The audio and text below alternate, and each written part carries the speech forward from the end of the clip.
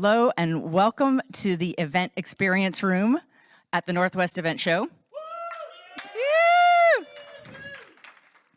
If you're not in the experience room, or didn't mean to be in the experience room, don't leave. It's the best room to be in.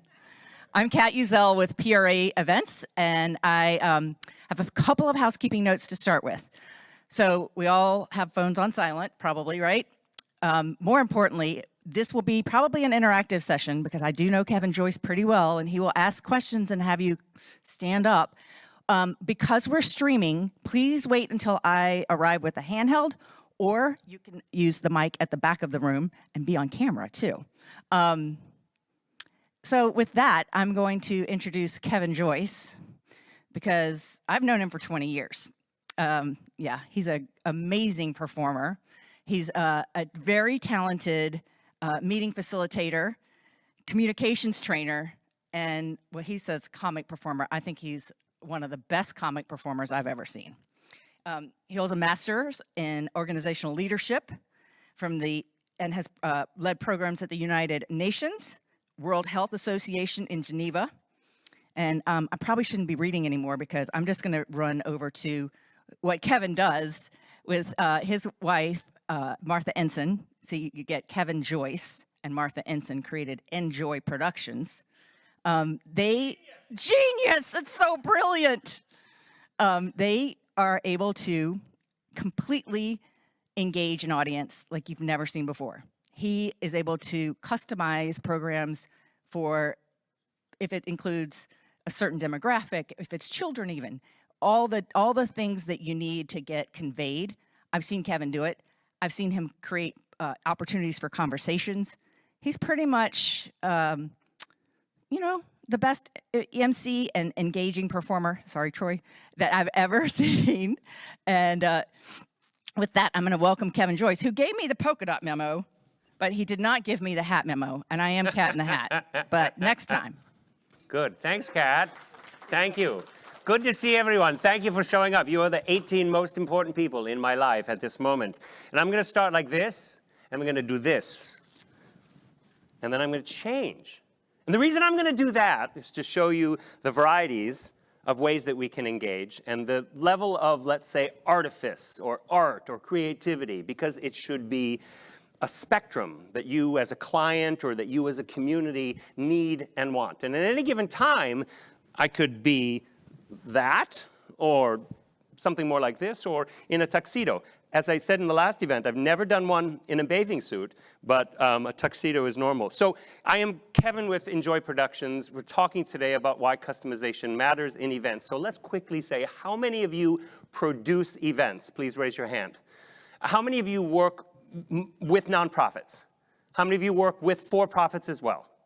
How many of you both create and also just do details on events? In other words, great, so you do a whole variety of things. Fantastic. So we're going to talk about a whole bunch of different things. My company, Enjoy Productions, with my wife and partner, Martha Ensign, who I've been together with for 40 years. Applause. Sometimes I have to tell audiences to applaud, but other people, it's like, yes, that's remarkable, truly remarkable. We got together when we were 3. Come right in. Everything's fine. This is good. This is a really good session so far. It's going super, super well. We live on Vashon Island, scenic Vashon Island, which is part of the intro that Kat didn't use. And this is what we do. We deliver extraordinary events and experiences to lift the human spirit and bring communities together. So the opposite of entertainment off the shelf, the opposite of an MC off the shelf or even an auctioneer off the shelf, our job is to come to a community and to know it as extremely closely as we can, to get their intricate details and then to be able to tell it back to them, so that when this individual event is done and we produce and host and create for probably 60 events per year, 60 different clients per year, the people who attend that, whether it is 15 people in a meeting that I design and facilitate, or 30,000 people at an Amazon party, they leave feeling like they want to come to that event again. They feel more connected to their community, and they feel inspired and loved. They leave with a sense of awe and wonder. And it's very important for us to define that in terms of lifting the human spirit and bringing communities together. It's not like we do this so our clients can be happy. That's a byproduct of doing something that lifts people's spirits and brings communities together. Because even though they may not say it, every client wants to do that. Every client wants to go, I want my people to come and feel like they've been lifted up and loved. So is that an applause? Or were you just putting your plate down? Because that's fine. This part of this is going to be interactive, and part of this is on you, really. So, you know, we love our community, but we don't want to sit more than 6 chairs away from them, or further from them, or whatever. This is further introduction to what we do, right? This is the way we think about it. And the reason I started one more time with this level of theatricality, mustache and hat, going down to this, and telling you that half of the time I'm in a tuxedo or in a suit, is because you don't need theatricality. You don't need crazy level Teatro Zanzani performers to do that, although a bunch of the time that's what we do. You need to bring the creative and a creative design into your events and think about it with the same criteria as if it were a theatrical performance, right? And I'm going to go into what that means. But what we think about doing is translating the client's story into a transformational event. And both of those things are critical. We got to know the story, and we got to know what the transformation is going to happen. And we blend understanding of messaging, custom messaging, humor, so important, music always, visuals and spectacle, and we utilize narrative. So we think of narrative. What does that even mean? How does the story work? How does it happen over time? Character, which is to say, theatricality. And even if I'm doing it straight, I have a degree of a character. So like my job is to be as big and engaging as possible so that people are like, oh, I want to stay here. This guy's fun, or whatever it is. Visual storytelling, turn ordinary gatherings into singular experiences. And we work across all the industries.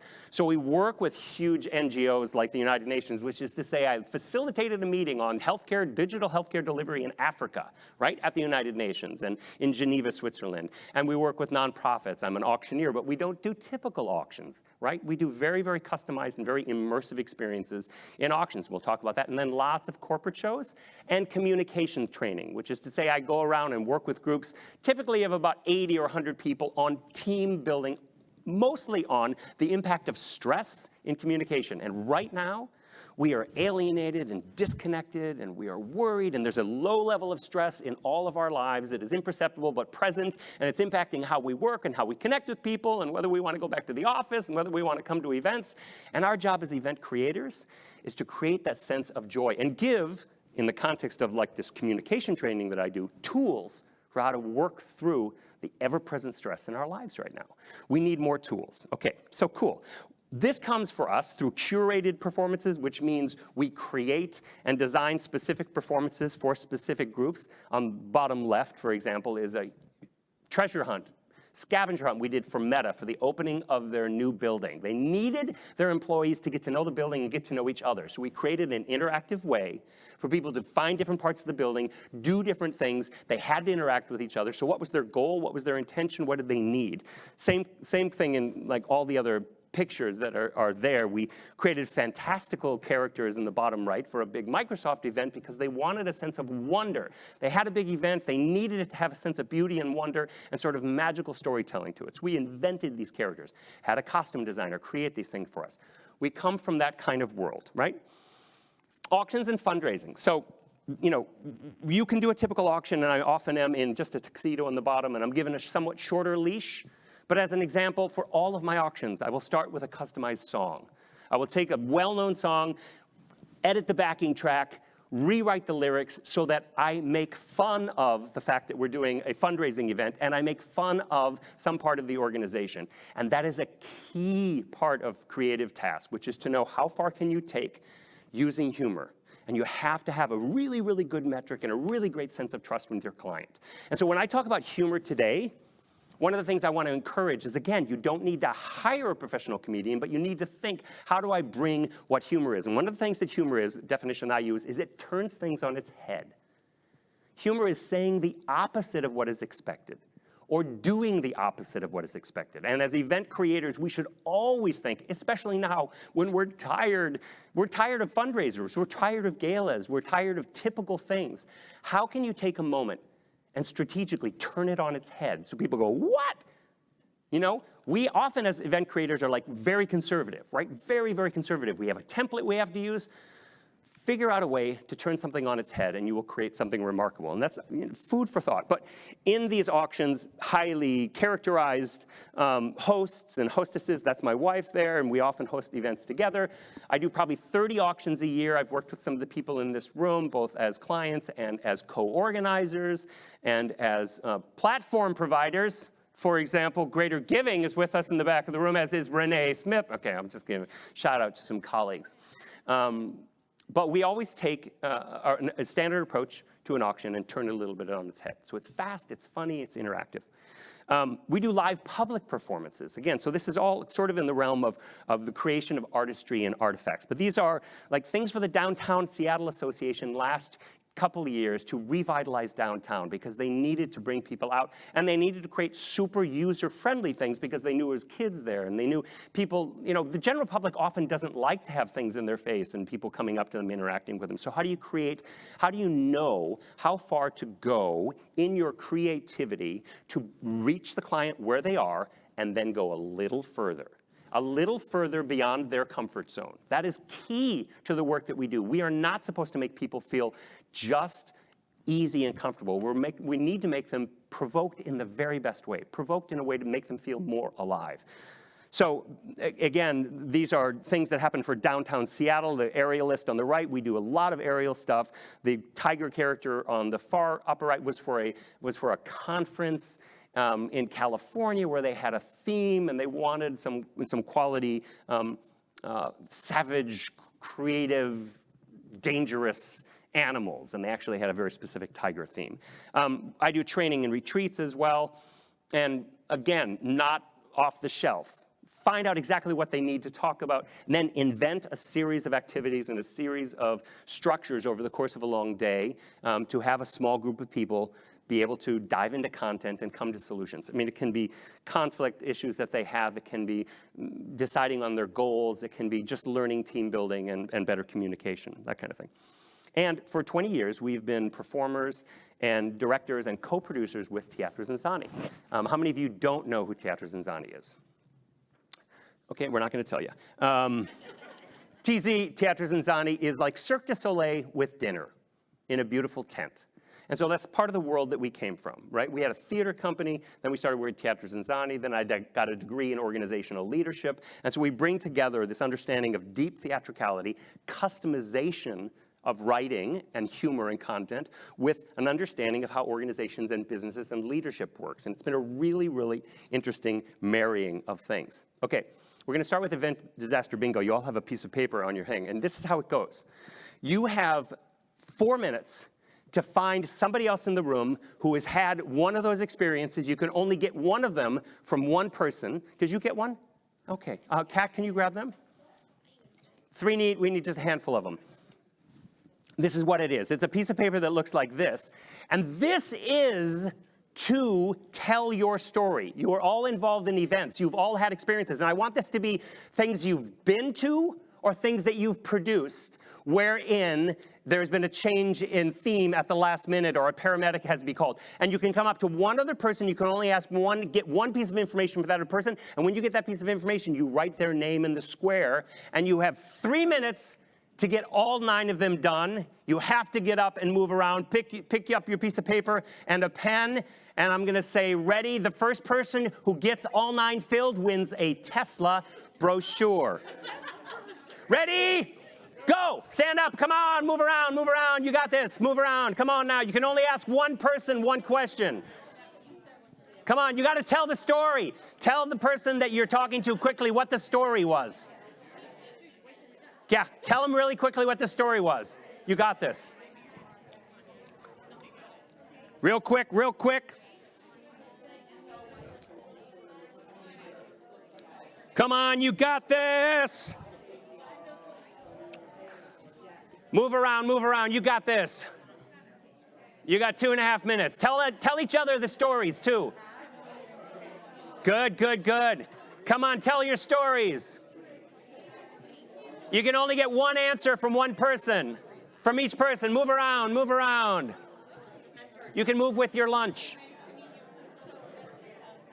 You got this, you got this.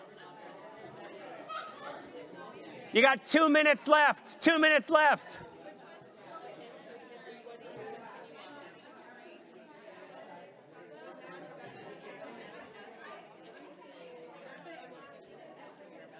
Tell each other the stories really briefly. Come on, move around. You got 2 minutes left.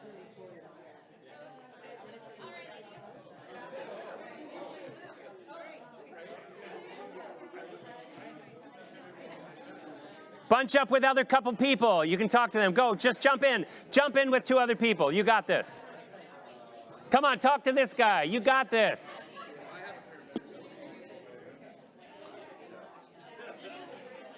You have 90 seconds left. You got this.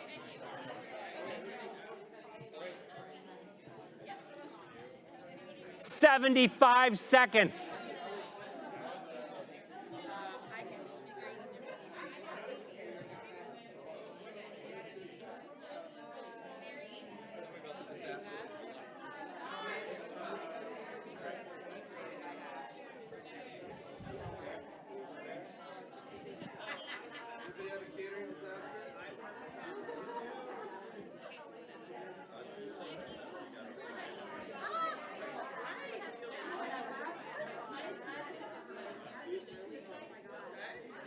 Boom. Damn. You won. You won. That's good. That's good. That's good. 30 seconds left. 30 seconds left.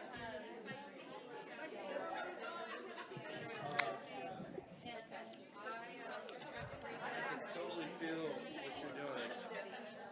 It's so good. It's so good. So right. I was all off the other night as an auctioneer. Dude. 10 seconds. 9, 8, 7, 6, 5. Return to your seats, ladies and gentlemen. 3, 2, 1. And the auction is closed. There we go. The silent auction is closed. Great. All right. Good. Good. Good. Good. Really quickly, without looking down at your paper, scream out the name of someone you hadn't met before. Go. Okay, scream out another name without looking. Scream out another name. Good, that's fine. You were paying close attention. Now, really quickly, do you feel the energy right now in the room? Okay, so what did we just do? We created an experience which told our clients stories, which meant that the audience, the attendees, the clients were engaged in their own story and connecting with other people to have shared stories and create a sense of community around shared stories. That was simply an example of the kind of immersive experience. Now, if you guys want to do this, steal it. Steal it, steal it, steal it. Make up a grid, call it bingo, make up a bunch of experiences. And the other thing that's so critical about this is that we went to dark places. Dark places. What can people laugh about? Pain, right? Why is that so funny? Because we've experienced it and it stunk and we want to laugh at it. One of the key things that we do is find out what the pain points are. And I'm going to talk about that in just a second. All right. Good. So really quickly, what do you most love, and I want you to call these things out, what do you most love about creating or being at events? Other people. Making people smile. Energy. Learning. Inspiration. Raising money for great causes, very specific to nonprofits. What is the hardest thing about what you do, period? What is the hardest thing about what you do? Budgets, people not buying in. Getting the right people there. What's the hardest thing? Time. First thing off the top of your head. What's the hardest thing about staying up way too late? Great, great. What do you individually most love about what you do? What's your superpower? Collaboration. Engaging. Laughing. Details. Yes. We need people like you. What else? What do you love? What are you great at? What do you love? Improvising on the spot. How important is that for events, right? Right there. One more. What do you love about what you do? Collaborating. Fantastic. So what did I just do? What did I just do? I asked you to tell me what you care about. Create ways at the top of your events, in the middle of your events, where the audience can be asked to tell each other things they care about, because that charges the energy with what they value. So what I've just asked you to do is to tell me, as if you were my client, what do you care about? It is not a question that is frequently asked.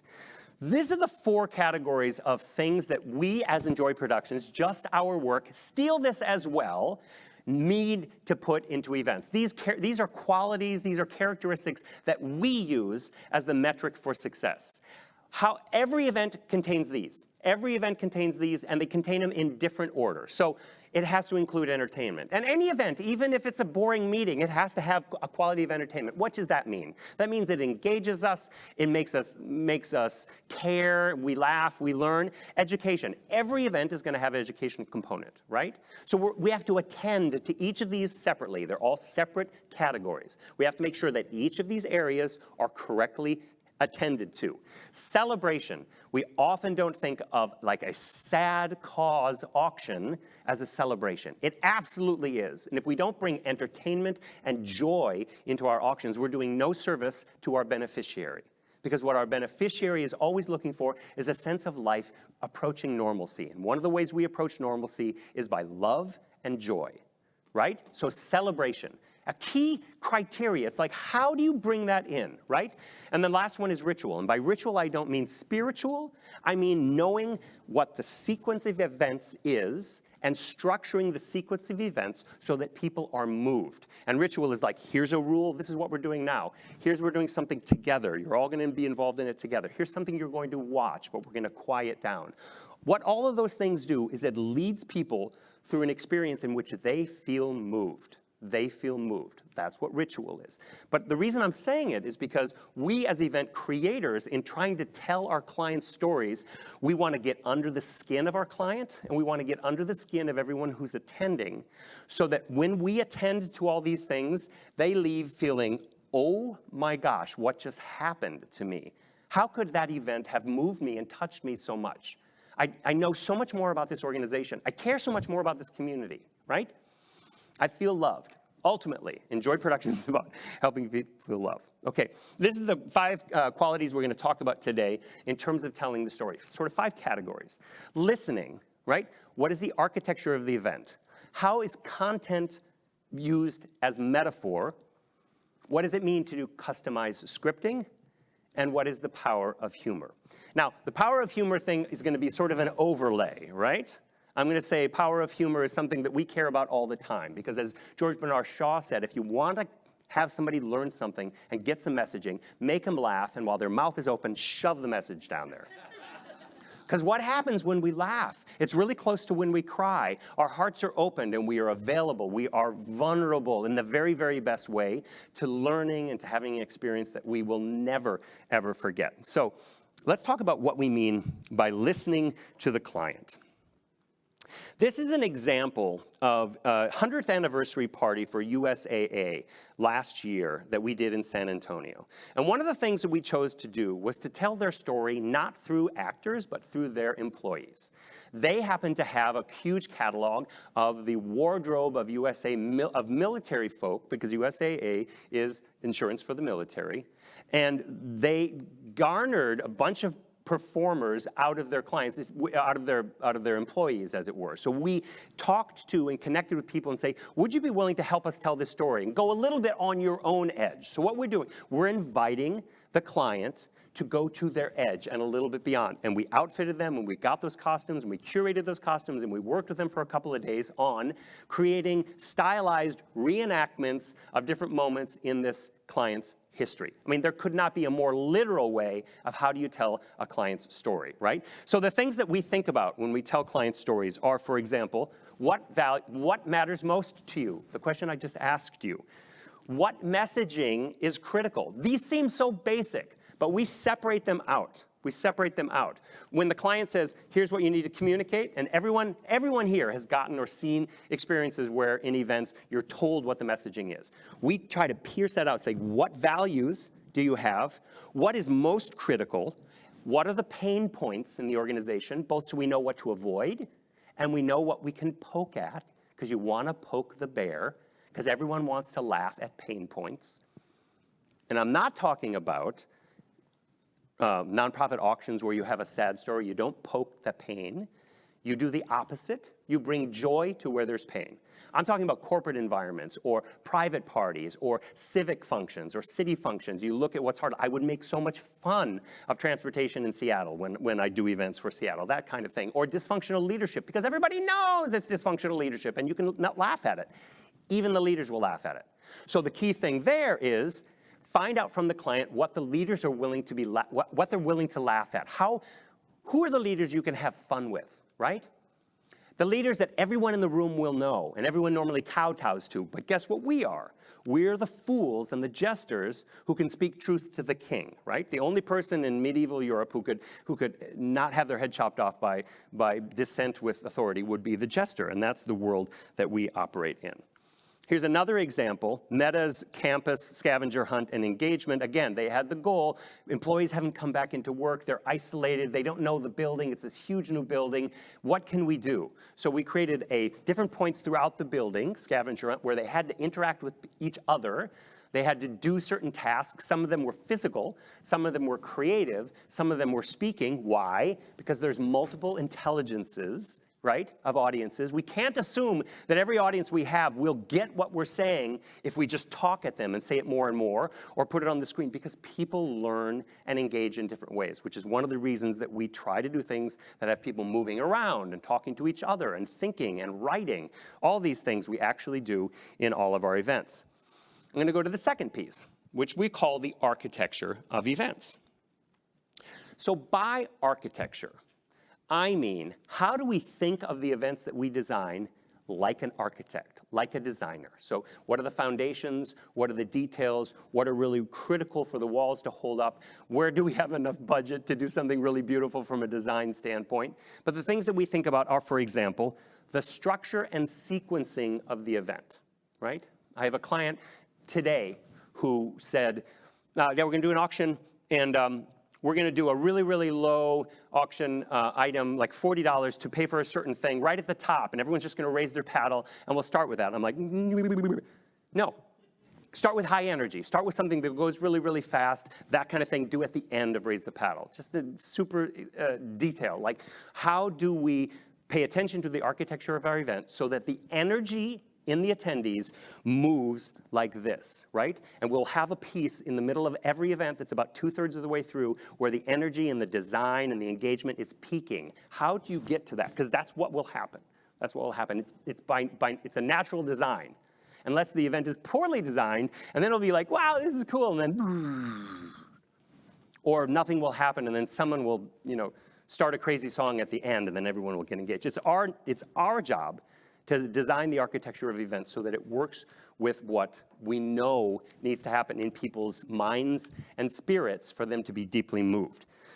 That we call the narrative arc. The narrative arc. And so if I'm a speaker at an event, I need to know what the executive director is going to say. I need to know what the testimonial is going to be. I need to know what the video is going to be so that I can frame my remarks in the context of that. And I say my role is as the community fundraiser, as an example, that sees the ecosystem of social services, and I can comment on how this organization is unique amongst all the other organizations that I see. So there's that quality of a narrative arc. We also, of course, have the notion of actual built environment things, actual structural things that you can build into a space so that people relate to them because of this multiple intelligences. And the final aspect of the architecture of events is a quality of interactivity. Like, where is the interactivity? So there was a private birthday party that we did and a marriage celebration in which we built and designed a whole series of interactive games because the person who was holding the event said, I just want this to blow people's minds. Do whatever you can. I want people to feel like really, really moved. I really want them to feel surprised. I want them to feel like they've never seen anything like this. So we created a series of interactive characters, games, small rituals, activities that were all completely bespoke and unique. We had a 1950s style reporter talking around going, hey, I'm going to get the scoop on this. I'm going to get the scoop on this. Where'd you come from? Nah, here you were. We had another guy who was the light master who played a particular role. We invented a game in the upper left with dancers where people would spin a wheel and they would get a clue, and that would cue the dancers to dance a certain style. That would be a customized, created dance just for them. We had a flower lady on a huge cart that rode around and create little bouquets for everybody. And then this entire story that was telling on the right is this architecture of scaffolding that we made with all these 1950s characters that told the story of the people whose wedding it was. We got the information, and oftentimes with nonprofits, I'm like, give me 10 bullet points of your key messaging, your pain points, and the key people that we can have fun with. And from that, that's sufficient to write a script, because clients are often like, we're not creative, I don't know what you need. So we have to ask the client the right questions to get simple information so it's not too hard for them to contribute to a creative process that they don't have to own. We can own it with them, right? Group health, we did a medicine and management training day in which our task was to inspire them about the content that they were learning to be leaders in. So they all came to the Pan Pacific Hotel, and then they had to move from the Pan Pacific Hotel inside meeting where they were told what to do, outside, down the steps of Whole Foods, around the corner, and all the way down Dexter to the group health building. It was about 6 blocks. When they came outside, there were people that were making a flower mandala, right, on the ground. People watched them, and that created a moment of implicit sense of caring and love. So we created a physical space in the architecture of the event where we didn't explain why this was there. It was just something people experienced, right? As they walked down the street, they ran into signs on the ground that were provocative questions. And they walked slowly enough, and we told them in advance that there was going to be some things for them to look for, right? So we both tee it up for them, and then we leave it to them to do it themselves, right? So this is giving more autonomy and agency to the client and assuming the best of them, and also not assuming that everyone will get the messaging in the same way. So as they went along, we asked them, how will you make a decision? Literally, posted spray painted things on the walls of buildings. We connected with the community. We asked all the community owners if we could be in their buildings. They were delighted to know that they were going to help provide architecture of an emotional experience of walking down this street, because they cared that a whole bunch of leaders were coming to town. 3,000 leaders were coming to town and we're going to have this great experience. They loved it. Who do you listen for? Whose voice do you listen to? And the doctors themselves were afterwards going, that was a super meaningful way of being brought into this weekend of leadership, right? So we wanted to move and provoke them and tell their stories, but like you guys did in the bingo game, help them tell their own stories to themselves. We find meaning and value in our lives and in our communities when we can articulate our stories and when we tell them over and over. And when we tell ourselves a crappy story, that's what we believe, right? So, part of our job is to create these experiences of mini mantras of positive stories, right? We want to create beautiful stories, and we want to tell them, keep telling this story. Keep repeating this story. The third thing is content as metaphor. So there's a great example of an event we did for WSECU. We have a BECU member in the house right there. We did for WSECU their annual meeting this construct of a couple of funny scientist characters on a big box that the audience would come during breaks and at the beginning come and interact with. And they would ask a series of questions. That was essentially, are you thinking inside or outside of the box? What is most difficult for you? What do you care about? Where do you feel boxed in? This was germane to the theme of their day. We found out their theme. We asked detailed questions about their theme. We talked with them. How can we best interact with this group? All right, so that's just one example. Amazon had an event for 30,000 people at CenturyLink Field, and we do a lot of aerial work, as you can imagine. My wife is a professional aerialist, now retired of aerial work, but she's still a director and a producer of aerial work. And with Amazon Spheres, right, what is one of their great sources of pride as they connect to this community? It's these beautiful buildings, whether we all have access to them or not. The Amazon Spheres are a tremendously beautiful contribution that Amazon has made. And in the context of Amazon, even employees knowing this, not always being regarded as a big bonus to the community, we wanted for their employee meeting or for their employee event to have them feel the story of how they show up the best. So we built and designed and collaborated with metal welders and an architect a facsimile of the Amazon Spheres as an aerial device. And it spun and it moved, and people came in and they're like, oh my God, I feel so great about that. That's us, right? That's us in beauty, right? That's content as metaphor. That's what I mean. So we use performers. We don't grab an aerialist off the shelf we grab an aerialist whose act might be particularly dangerous when we get hired by a steel company who is doing their annual meeting on worker safety. And we introduce it in such a way that the people are looking at it, having been given an on-ramp to understand what they're seeing by giving entertainment that is a metaphor for what they want to see and learn about. This was an event we just did a couple of months ago for the Association of General Contractors, right? They had their 100th celebration. And so what we did was we created a variety of interactive moments that made fun of the construction industry, made fun of the difficulties of them, and they had to walk through at Bell Harbor a barrage of tables and scaffolding and big cardboard boxes, and we came right up close to them. I mean, so every community has a different character, has a different culture, has a different vibe. Every nonprofit auction will have a whole vibe that it has created for its 10 or 5 or 2 years that it's done its thing. And its donors have a particular quality.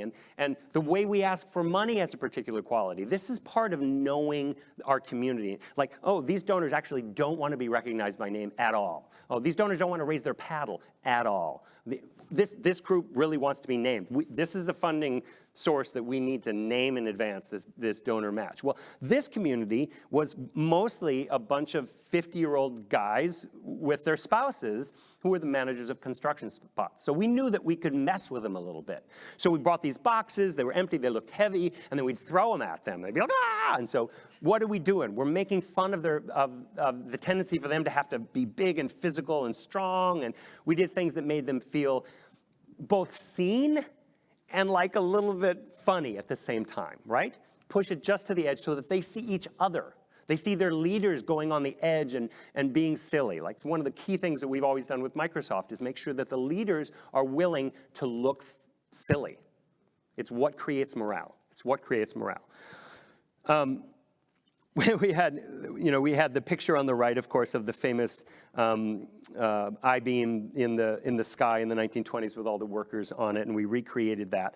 And then I created a character who happened to have a big mustache on the left, into which we superimposed him into a series of famous historical construction stories. So this is the Galloping Gertie, and I was their interlocutor all night long. So I was a construction manager from the 1920s, then the 50s, then the 70s, then modern, and then the future. And I explained that I was that. We created a huge slideshow for them in which we took pictures of me and put them into the historical photos. So I established a sense of trust with them. They know and feel comfortable with me, and then we put them into their story. Because every slide that we had was something that group had created. So how do we retell their story with humor and beauty that they can then laugh at? Galloping Gertie, of course, a super famous construction failure. Safe enough, 70 years later, to laugh at that. And so that's what we did. Nucor Steel, again, they had their theme birthday party this year with safety, so we went with a circus theme. But we emphasized in the circus theme this quality of danger and safety. They had a tremendous amount of pride for the amount of years that they had gone without a safety incident. Knock on wood, they're still there. But we had a chance to play with, write content, write stories, write songs, hire acts, introduce them in such a way that people really felt like they were being honored, not just entertained, right? We were doing something for them that listened to what they were and listened to what they cared about. So, customized scripting. Again, when we do this, we critically, so both my partner Martha and I are writers, right? We have a big background as creators of theater for 20 years. We had a theater company, and so we wrote and designed events. But even as a theater company, we got into the world of creating customized shows for corporate environments. So we take crazy characters into 7 a.m. Boeing HR meetings and just kind of blow everybody's mind. But we would write things for them. We would write things for them about them. Quality of the narrative arc, again, framing. How do we begin an event by framing what they're going to see? The reason I showed you that table of contents was so that you knew what to expect, right? And so you had a framing device. And I said, humor is turning its something on its head. That's a framing. So you're going, oh, I get where he's coming from. But so many events don't provide any sense of framing, right? It's okay. Bye. It's fine. No, I know. It's okay. No, it's totally fine. Thank you. So what was that? Right? We're all in an event where it's like, oh my God, someone's leaving. He must feel terrible. I don't feel terrible. It's totally fine.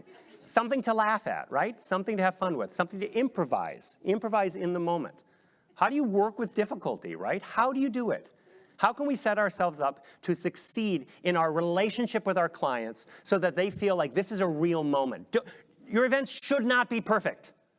They should not be perfect.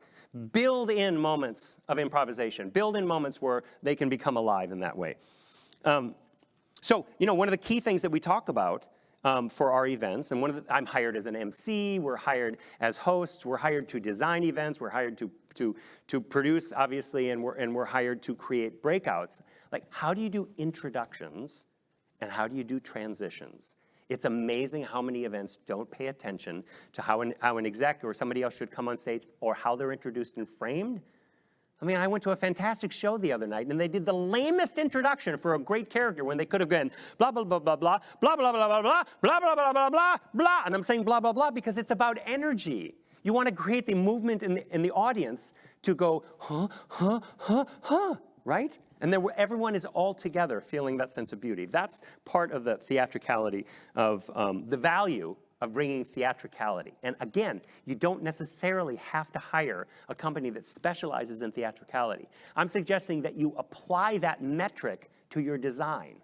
And that's how energy in the room can enhance the story that you're telling, right? The story you want to tell with your event is, this is an awesome organization. You want to be here. You want to be connected with this. Not like you don't want to just like, I hope I designed my event so we get through it without any problems. So many of us do that. Like, I just hope it gets done. And then I'm going to have, a beer, a drink, a vacation, right?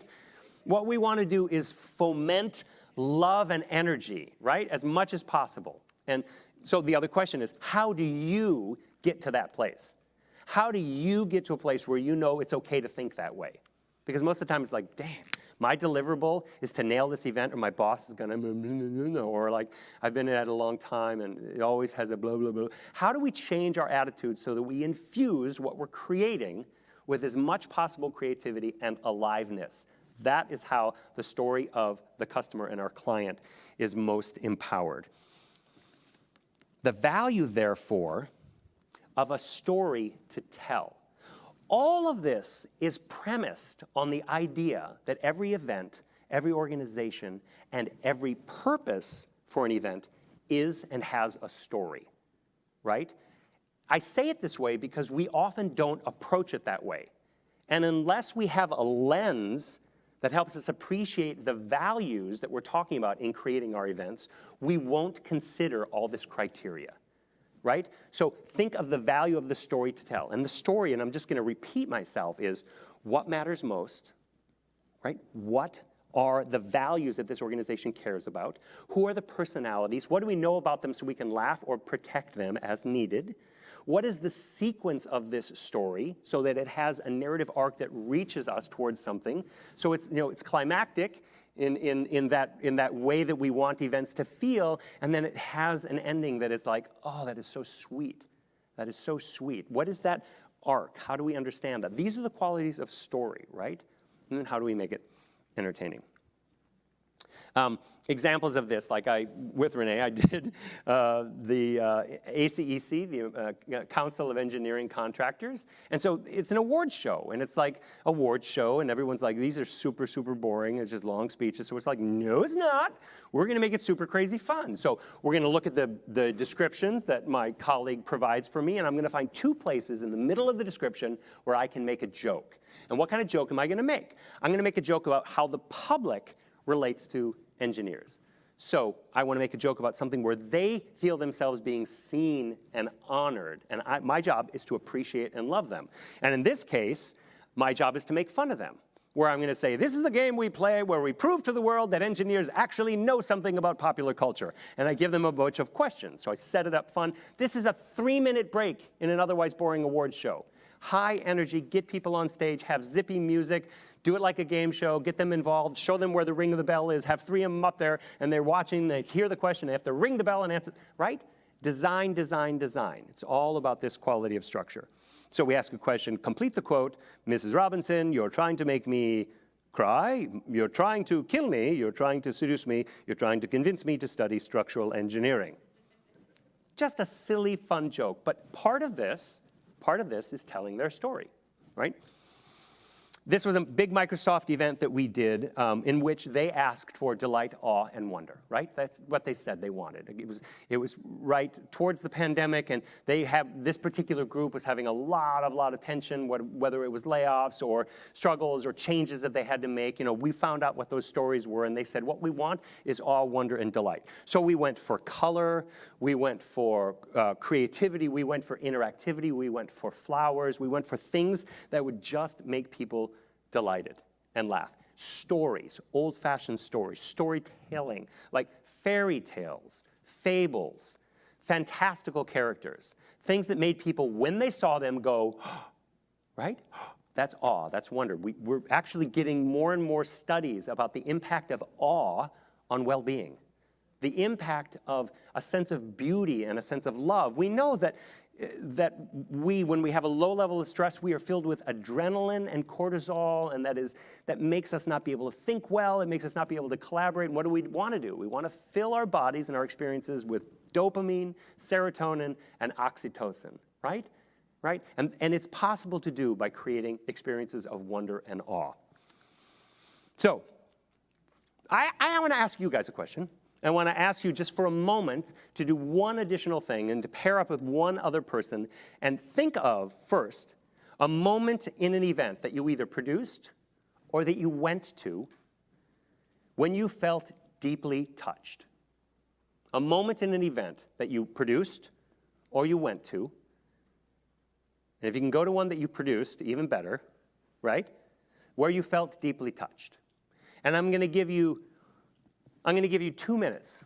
Now, when I do this kind of story with a group, and this is obviously couldn't be more germane to customizing stories, I have both people think of stories, and I say, think of the first thing that occurs to you. Use your improvisational intelligence to think of the first thing that occurs to you. When you tell the story, just one person tell the story, and when that story's done, the person who is listening, tell the story back to them in your own words. So, that's a kind of appreciative listening. This is the place where I bring my organizational leadership skills into event design, and I teach them a technique called appreciative listening, where one person tells a story, the other person doesn't talk at all, doesn't say, me too, or ask questions, and at the end, they tell the story back to them. So someone has their story told to them, and it is beautiful. We're not going to do that today. I'm just going to ask you each to tell one other person briefly, like in 1 minute, the story of a moment that deeply touched you. And it should obviously include why you were there, what you did there, what that moment was, and how it impacted you. What happened, okay? So just bear with me here and pair up with someone, just one other person, for 3 minutes and tell each other that story. Go ahead. You got this, you got this.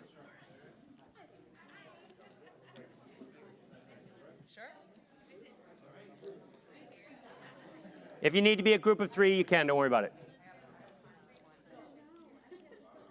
Jay, grab one of you 3, work with her.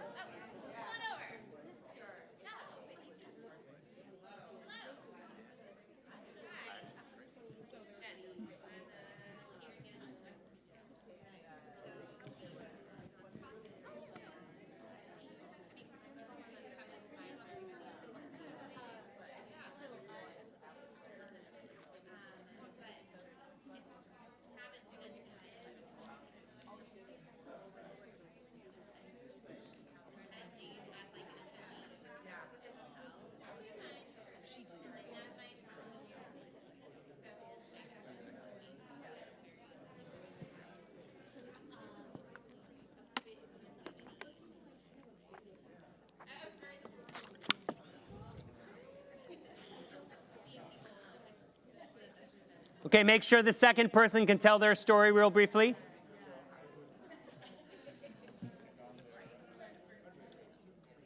And you guys, my tech team in the back, we're gonna go probably 5 minutes over, a little bit over, maybe 10.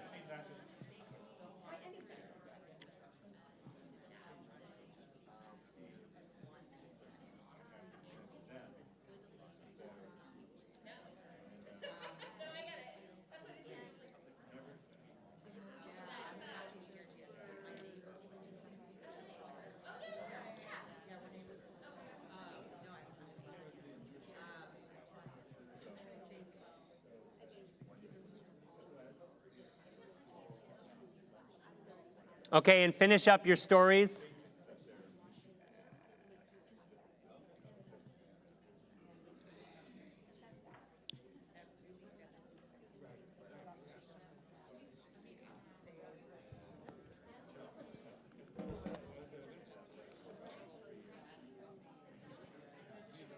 Okay, let's bring it back. Let's bring it back. I have a feeling these stories could go on and on and on. When in the context of events, and this can happen at auctions, this can happen in corporate events, this can happen in meetings, I ask people to tell another person a story of something that deeply moved or changed them.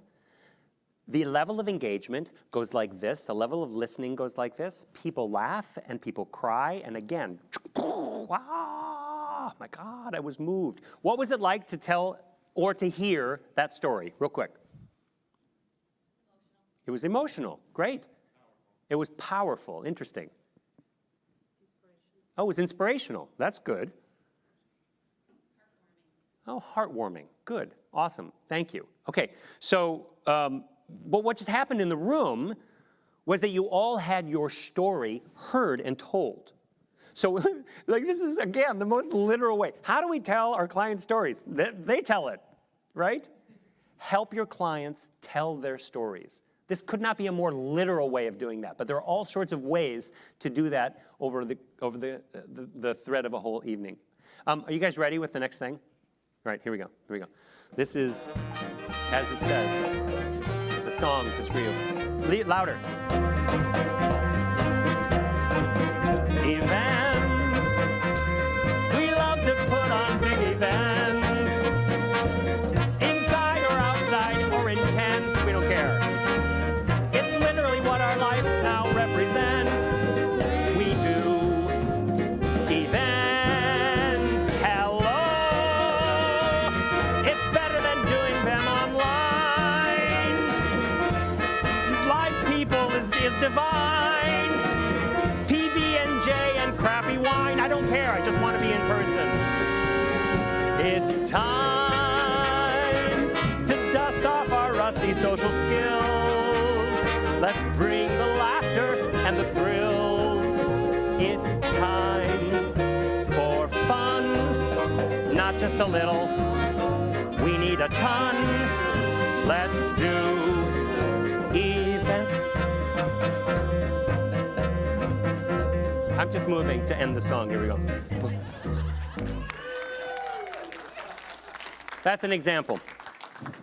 Thank you guys so very much for coming to this. I want to take a few minutes to answer questions because you're going to ask some. And Kat has a microphone, and so just since this is being live streamed to apparently 6 million people, last time we checked, are online watching, we want to be sure that we capture your questions. So go ahead and grab one from Kat and ask a question that anybody has. You have a question? Yeah, why not? Where's the camera? No, you can speak right there. It's good. Hello. Hello, buddy. Great job, man. Thanks. I run into a lot of events where I want to have this creative and tell the story and do much more, where the person who's running it says, "Oh no, we're just fine with this." Like I'm like, gosh, let's make the introductions grand and let's put songs and theme music and all this good stuff. And they're just going, "Yeah, we're just going to do this," and it's so frustrating to the point where I've just said, I'm not your person then. Like, how do you handle that? Baby steps. Baby steps. Like the reason to ask you about, think of a moment in a meeting that moved you is because a lot of people are jaded event producers. Like, I don't have any. I just have to get through them. And what is another thing I'm bringing in from organizational leadership is appreciative inquiry. And what that is find a little teeny moment where you can do that and build from it. So even though they don't want it, it's there. It's there, and your skill over time, should you choose to stay with that client, because it's also an option to say, I'm not your guy, and to tell them why, and that will be a learning moment for them, is to find the moments and do it anyway. Ask for forgiveness, not permission, because afterwards they'll go, well, I know I told you not to, but that was kind of cool, and I know you do that. I know you do that. So the other thing to do is do case studies. Like, tell them, when I did this before, this is what happened. Tell them the ROI. Talk to them about, a triple bottom line for organizational events, like for fundraising events, which is you have to make money, but you want people to want to come back to that event, and you want people to feel more connected to their community, right? So tell them that triple bottom line. That's what I do. Yeah. More questions. I'm going to keep you here for 10 minutes. The doors are going to be locked unless you ask more questions here. Hi. I, too, am thrilled about events coming back to in-person. But in this world, now our clients all want them to be both in-person and online. How do you handle the online part?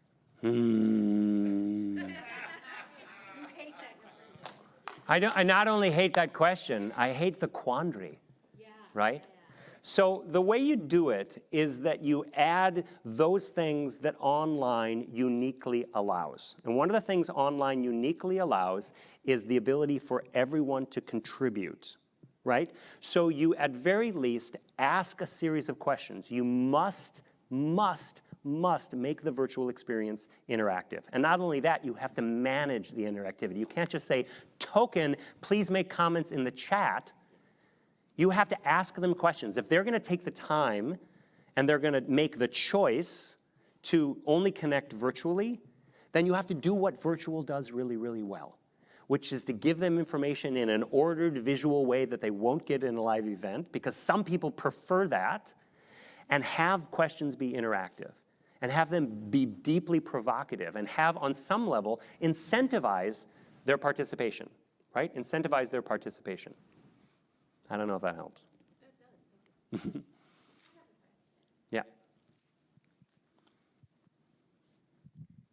I love your energy and your fun. I'm on a lot of medication today. The organization I work for has a little bit more of a somber mission. We would do youth mental health, and we do a luncheon, and it's a very quick in and out. And I'm trying to envision ways that we would have this energy and fun and make fun of things that have to do with such a serious topic. Well, again, I'm going to make the point that in nonprofits, I never apply that kind of humor to the content.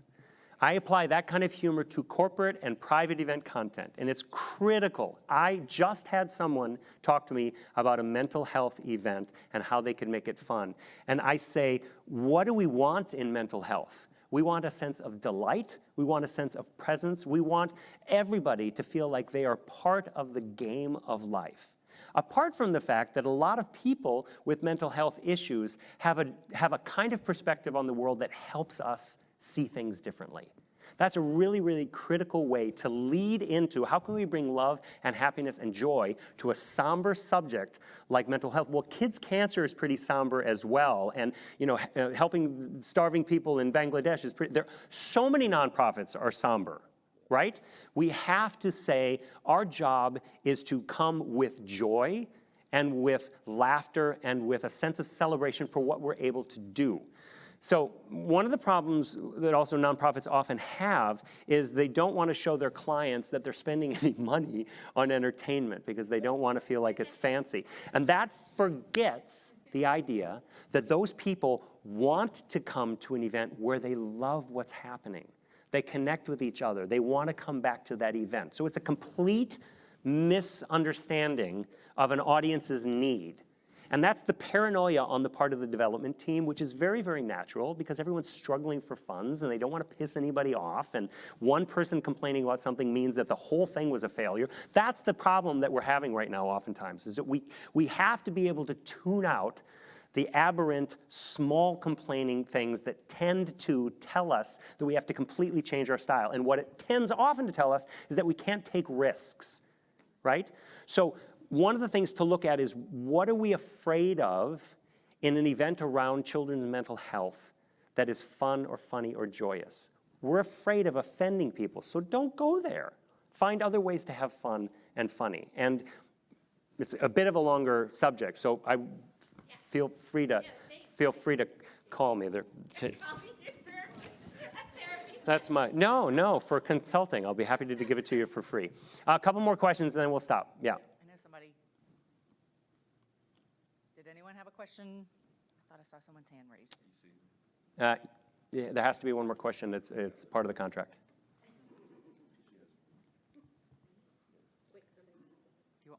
No. Oh, okay, that qualifies as the final question. She does. Everybody today gets free consulting. Thank you guys so very much.